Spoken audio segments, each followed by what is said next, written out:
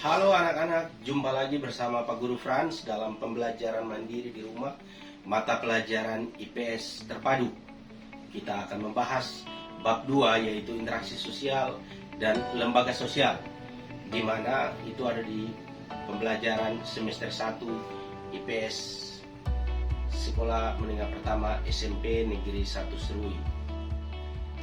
Interaksi sosial dan lembaga sosial ada 3 bagian yang penting yang ingin kita pelajari di sini, yaitu yang pertama interaksi sosial, dan yang kedua pengaruh interaksi sosial terhadap pembentukan lembaga sosial, dan yang ketiga adalah lembaga sosial. Kita membahas yang pertama yaitu interaksi sosial, pengertian dan ciri-ciri interaksi sosial. Interaksi sosial adalah hubungan antara orang perorangan, antara kelompok manusia, maupun antara perorangan dan kelompok manusia yang lain yang hidup di sekitar kita. Ciri-ciri interaksi sosial, ciri-cirinya yaitu yang pertama, dilakukan 2 orang dan ada reaksi dari pihak lain. Berikut, adanya kontak sosial dan komunikasi. Ciri-ciri yang ketiga, bersifat timbal balik, positif dan berkesinambungan. Yang keempat, adanya penyesuaian norma dan bentuk interaksi sosial yang kelihatan.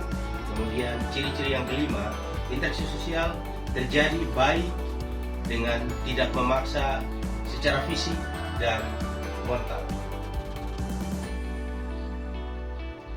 Kita telah membahas ciri-ciri interaksi sosial dan kita akan lanjut ke bentuk-bentuk interaksi sosial.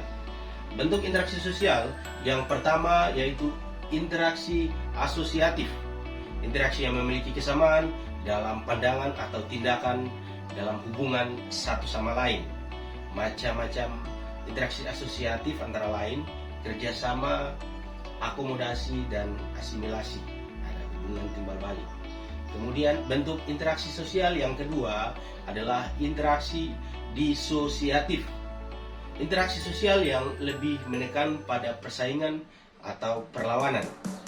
Jenis-jenisnya yaitu interaksi disosiatif, persaingan, kontraversi, dan pertentangan atau pertikaian konflik. Berikutnya kita membahas tentang bagian yang kedua yaitu pengaruh interaksi sosial terhadap pembentukan lembaga sosial. Interaksi sosial adalah kunci dari semua kehidupan sosial, karena tanpa interaksi kita dengan manusia atau makhluk lain tidak mungkin ada kehidupan yang bersama-sama. Satu lembaga sosial terbentuk dari berbagai aktivitas manusia dalam pemenuhan kebutuhan hidup masing-masing. Manusia mempunyai macam-macam kebutuhan hidup. Dari lembaga sosial lah, dari satu komunitas atau satu organisasi yang memenuhi kebutuhan individu pada masyarakat. Disitulah terciptanya hubungan kerjasama atau interaksi sosial.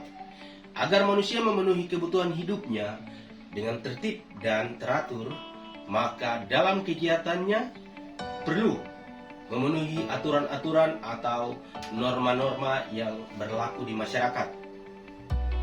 Semakin kompleks kehidupan satu masyarakat, maka semakin kompleks lembaga sosial seperti di sekolah, di pasar, di tempat ibadah, dan juga satuan komunitas atau lembaga sosial yang menghimpun masyarakat dalam interaksi sosial.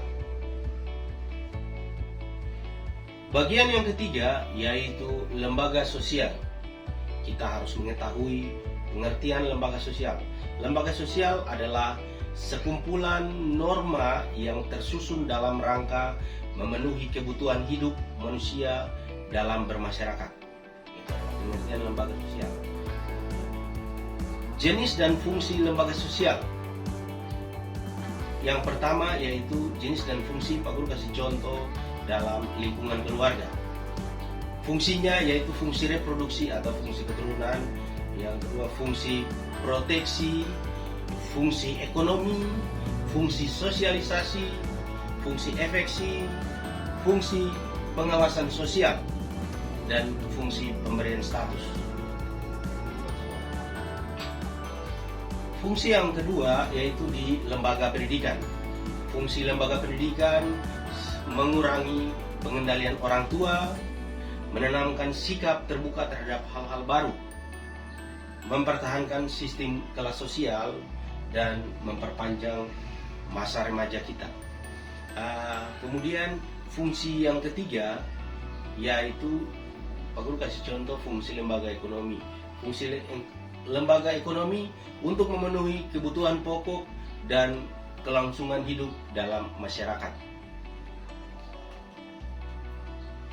Fungsi lembaga agama. Fungsi lembaga agama sebagai pedoman hidup, sumber kebenaran, pengatur hubungan manusia dengan manusia yang lain, atau pengatur hubungan manusia dengan Tuhan, dan juga tuntutan prinsip benar dan salah. Fungsi lembaga politik. Fungsi lembaga politik yaitu melaksanakan undang-undang yang telah disetujui dan disepakati, menyelesaikan konflik yang terjadi di masyarakat, dan menyelenggarakan pelayanan kepada masyarakat, dan lain-lain. Demikian anak-anak pembahasan kita pada pertemuan kali ini untuk interaksi sosial dan lembaga sosial yang kita ketahui bersama.